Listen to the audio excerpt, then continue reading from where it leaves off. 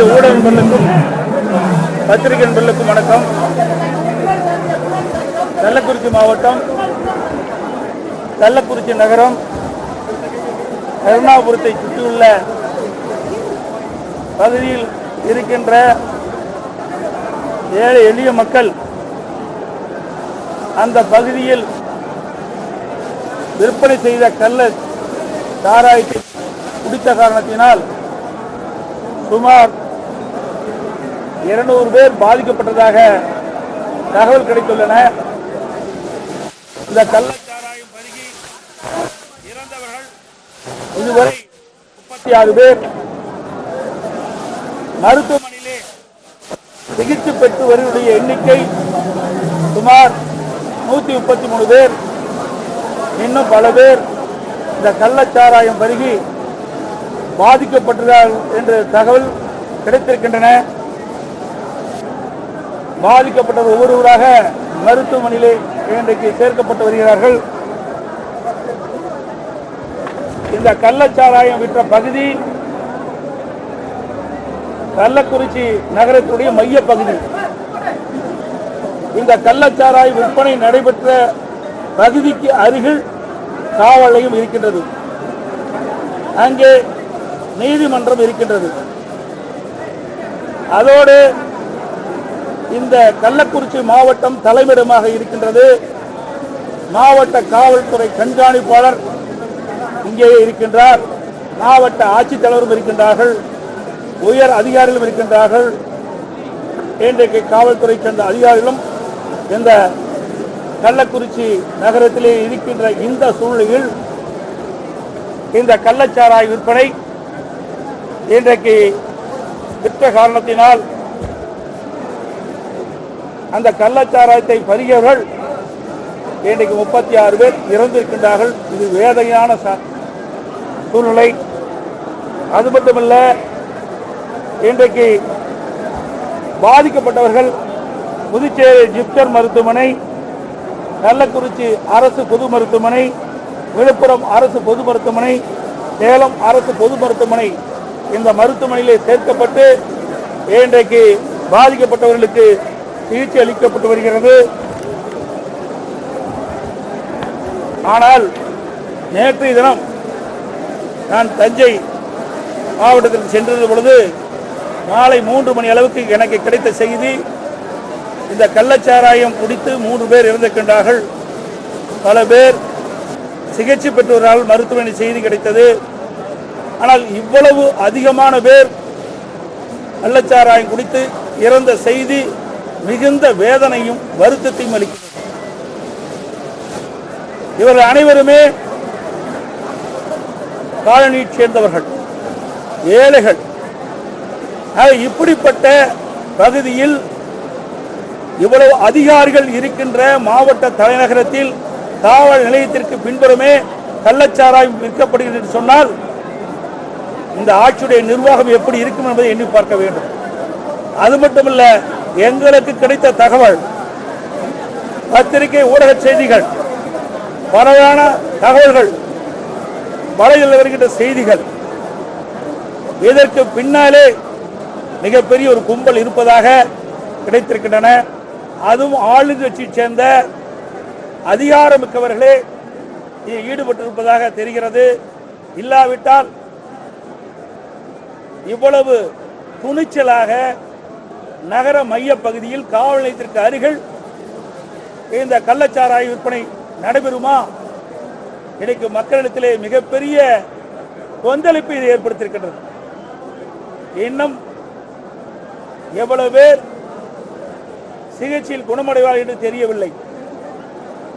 இன்றைக்கு சிகிச்சை பலனளிக்காமல் நேற்றையிலிருந்து ஒவ்வொருவராக இறக்க வேண்டிய ஒரு சூழ்நிலை பார்க்கின்ற பொழுது மிகுந்த வேதனையும் அதிர்ச்சியும் இன்றைக்கு அடைந்திருக்கின்றோம். இதற்கு முன்பு விழுப்புரம் மாவட்டம், செங்கல்பட்டு மாவட்டத்தில் கள்ளச்சாராயம் மருந்து 22 பேர் உயிரிழந்தார்கள். அப்பொழுது நான் விழுப்புரம் மாவட்டத்திற்கு வருகிறது அரசு மருத்துவமனையை அந்த சிகிச்சை பெறுகளை பார்த்துட்டு பேட்டி கொடுத்தேன். அப்பொழுதும் நான் சொன்னேன், தமிழகத்தில் கள்ளச்சாராயம் அதிகமாக விற்பனை செய்யப்படுகிறது. இதனால் ஏழை எளிய மக்கள் இந்த கள்ளச்சாராயத்தை குடித்து இறக்கின்றார்கள். இதை தடுத்து நிறுத்த வேண்டும், இரும்பு கரம் கொண்டு நடவடிக்கை எடுக்க வேண்டும் என்று அப்பொழுதே தெரிவித்தேன்.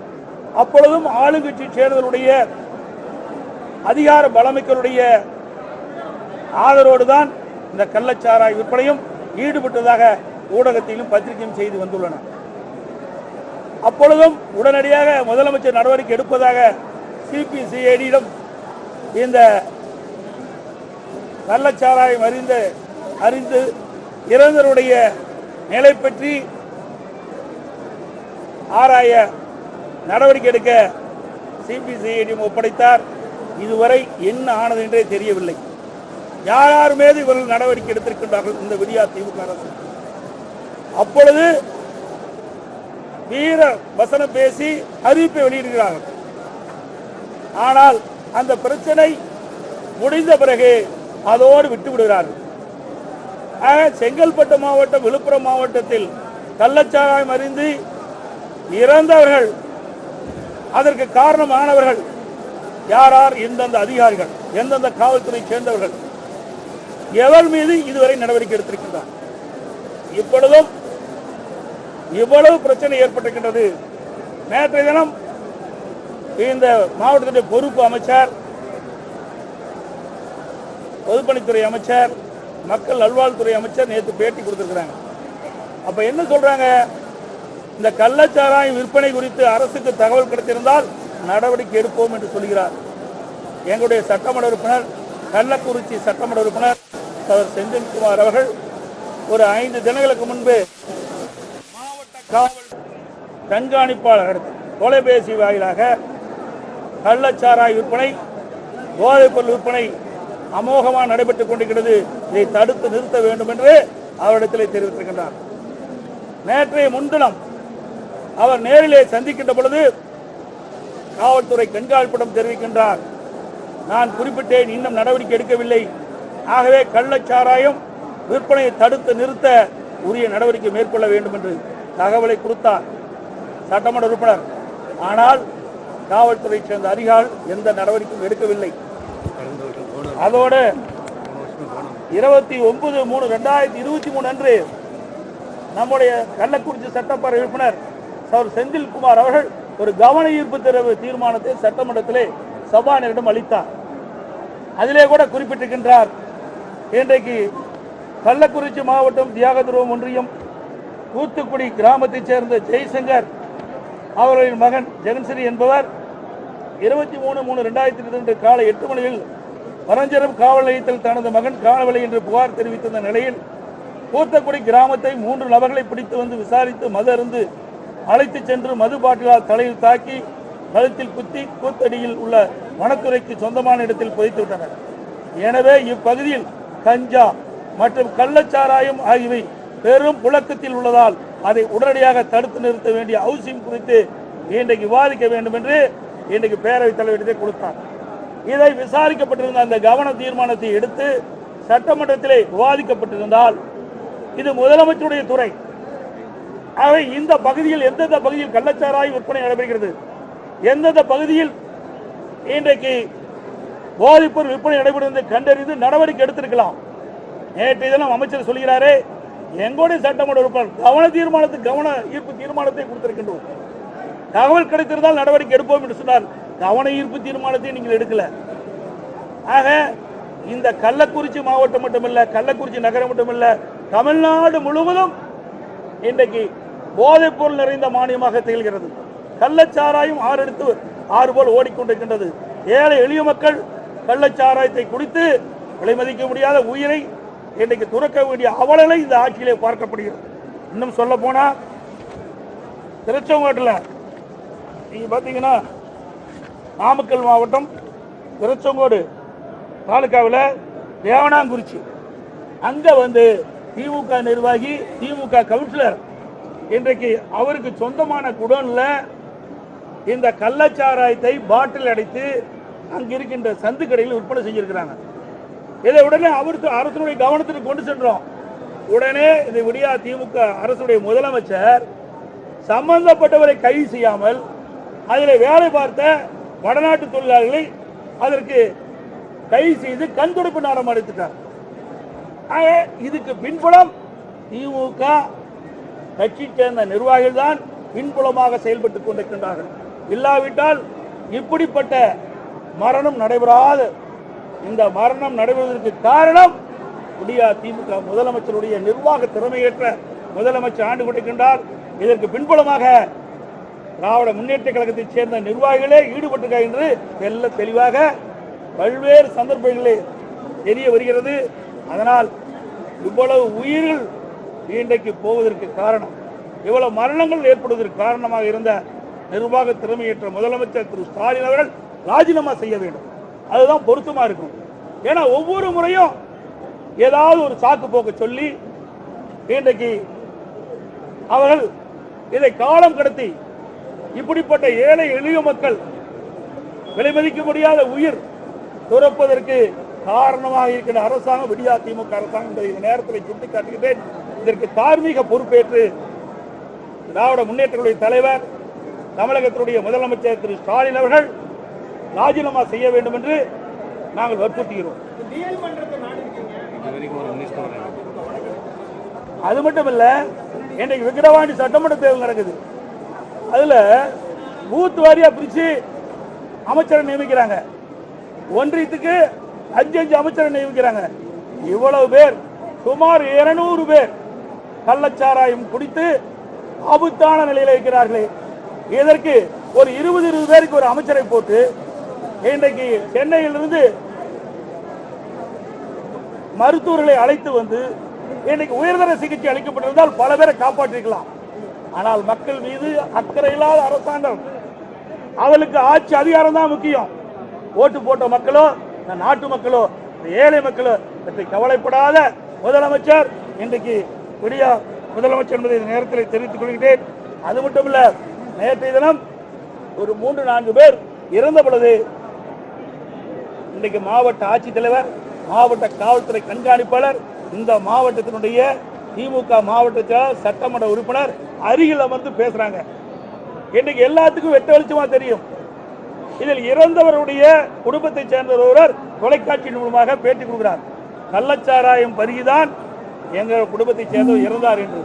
ஆனால் மாவட்ட ஆட்சித்தலைவர் என்ன சொல்கிறார்? வயிற்று வலியால், வயிற்று போக்கால் இறந்தார் சொல்றார். இன்னொருவர் வயதான காலத்தினால இருந்தார் என்று சொல்றார். இன்னொரு உயிர் போயிருக்கின்றது, அதற்கு வலிப்பு வந்து இறந்தார் என்று சொல்றார். எவ்வளவு பச்சை பொய்யை ஒரு மாவட்ட ஆட்சித்தலைவர் சொல்கிறார். இந்த அரசுக்கு முட்டுக் கொடுக்கிறார். இப்படிப்பட்ட அதிகாரி இருக்கின்ற பொழுது இப்படிப்பட்ட ஏழை மக்களுக்கு எங்கே நீதி கிடைக்கும்? ஏழை மக்கள் எப்படி காப்பாற்றப்படுவார்கள்? ஒரு மாவட்ட நிர்வாகமே ஒரு தவறாக, ஒரு முன்னுதாரணமாக நேற்றைய தினம் அவள் கொடுத்த பேட்டியிலிருந்து தெரியுது.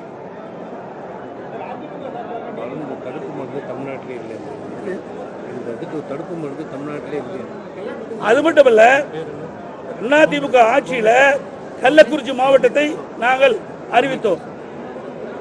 இந்த மக்களுடைய கோரிக்கையை ஏற்று அதோடு இந்த மாவட்ட மக்கள் இருக்கின்ற முன்னாள் அமைச்சர் சகோதரர் சிவி சண்முகம், குபர்குரு அவர்கள், இன்னும் முன்னாள் சட்டமன்ற உறுப்பினர்கள், எங்களுடைய சட்டமன்ற உறுப்பினர்கள் கோரிக்கை வச்சாங்க. அவருடைய கோரிக்கை ஏற்று இங்கே ஒரு அரசு மருத்துவமனை கொண்டு வந்தோம். அந்த மருத்துவமனைக்கு தேவையான மருத்துவர்களோட நியமிக்கல. நல்ல மருத்துவர்களை இங்கே நியமிக்கப்பட்டிருந்தால் இவ்வளவு பெரிய மருத்துவமனை கட்டி கொடுத்திருக்கிறோம். சுமார் 400 கோடியில் அதுக்கு தேவையான மருத்துவ கருவிகளை வாங்கி வைத்திருந்தால் இந்த ஏழை மக்களை காப்பாற்றிருக்கலாம். அதுவும் தவற விட்டு விட்டார்கள். இந்த வியாதிக்கு முறிக்கிற விஷத்தை முறிக்கிற மருந்து தமிழ்நாட்டிலே இந்த மருந்து இல்லை. அது மட்டுமல்ல, இந்த கள்ளச்சாராய அவளுக்கு குணமடை செய்ய வேண்டும் என்றால் இந்த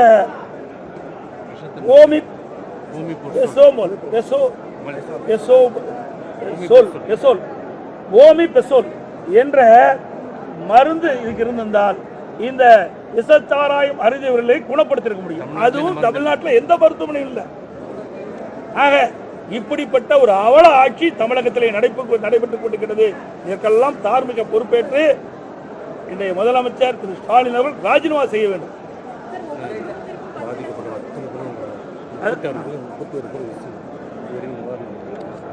அதோட இன்றைக்கு கள்ளச்சாராயம் குடித்து இறந்தவர்கள் குடும்பத்திற்கு எனது ஆழ்ந்த இரங்கலையும் வருத்தத்தையும் தெரிவித்துக் கொள்வதுடன் மேலும் மருத்துவமனையில் சிகிச்சைக்கு அனுமதிக்கப்பட்டு சிகிச்சை பெறுகின்றவர்கள் எல்லாம் உள்ள இறைவனால் அவர்கள் பூர்ண நலம் பெற வேண்டும் என்று நேரத்தில் தெரிவிச்சுக்கிறேன். அது மட்டும் இல்லாமல் ஒரு குடும்பத்தைச் சேர்ந்தவர் அவருடைய தாய் தந்தை 2 பேருமே இருந்துட்டாங்க. அவருக்கு 3 குழந்தைகள் இருக்கின்றது. ஒரு பெண் குழந்தை, அதுக்கு +1 படிக்குது, 11ஆம் படிக்குது. இரண்டாவது 2 மகன்கள், ஒன்று 9வது படிக்கிறாங்க, ஒன்று 8ஆம் படிக்கிறாங்க. 3 பேரும் அவருடைய முதிர்ந்த பாட்டியோடு தான் வசிப்பதாக இருக்கின்ற சூழ்நிலை இருக்கின்றது.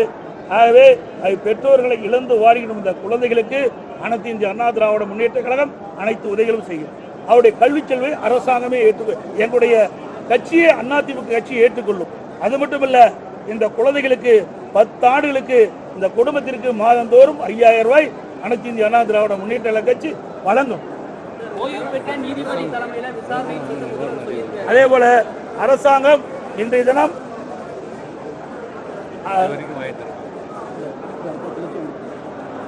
இன்றைக்கு விடியா திமுக அரசுடைய முதலமைச்சர் திரு ஸ்டாலின் அவர்கள் விஷசாராயம் குடித்து இறந்தவர்களுக்கு குடும்பத்திற்கு தலா 10 லட்சம் அறிவித்திருப்பதாக செய்திகள் தெரிவிக்கின்றன. உண்மையா?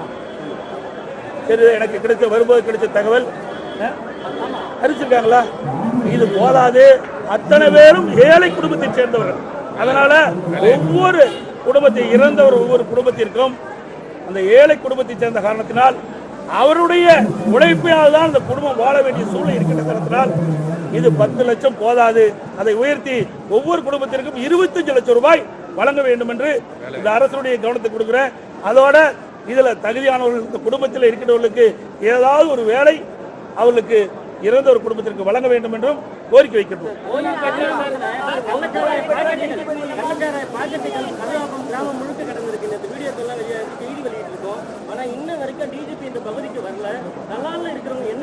இந்த அரசாங்கமே இல்லையே, அரசாங்கமே செயல்படலையே. ஏன்னா எல்லாமே இன்னொன்னு சொல்ல வேண்டியது பொருத்தமா இருக்கு நினைக்கிறேன். பொதுக்குழு கூட்டத்தில் திரு ஸ்டாலின் பேசுறார், நான் இரவில் தூங்கி காலையில் கண்விழிக்கின்ற பொழுது எங்க கட்சி நிர்வாகினால் என்ன பிரச்சனை ஏற்படுமோ என்று அவரே சொல்லியிருக்கார் பொதுக்குழு கூட்டத்தில். அப்படின்னா கட்சி அவர் கட்டுப்பாட்டில் இல்லை. அதனாலதான் அவர் கட்சி சேர்ந்த நிர்வாகிகள் இவ்வளவு ஆட்டம் போடுறாங்க.